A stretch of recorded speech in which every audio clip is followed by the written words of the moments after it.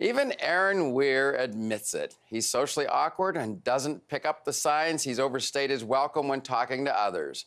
The rookie MP from Saskatchewan looms large physically and has strong opinions, but colleagues confide he's basically a harmless policy wonk with an economics background.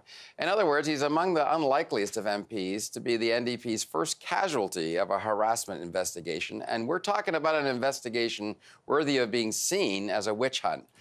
Over the last few months, Weir says hundreds of NDP staff were invited to submit confidential evidence against him with the solemn promise by leader Jagmeet Singh that their complaints would be believed. Singh's office is also alleged to have cold-called Weir's female constituency staff, asking them to confide their concerns.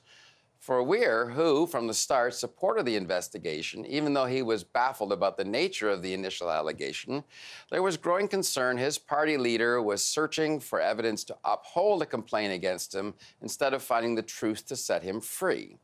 It wasn't until earlier this week that Weir figured out where all this was coming from, as leaks about multiple harassment findings dribbled out.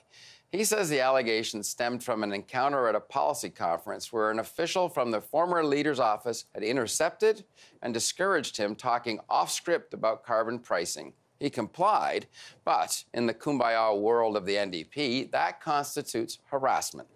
But it's what came next that reels the mine. Weir's public disclosure of the allegation as he protested his innocence was what did him in, not the investigation findings.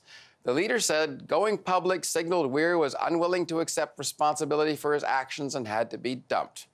That suggests Singh views the only acceptable response from an accused is to stay silent, embrace the allegations against you, accept full blame, and engage rehabilitation. Denial, or defending your reputation, is not an option.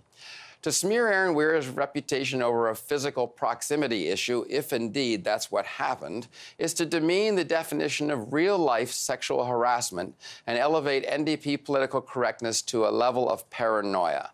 Suddenly, the socially awkward part of this mess belongs to the NDP leader. He has jettisoned a sitting MP who refused to be bullied into silence by someone in a position of authority. And that's the last word.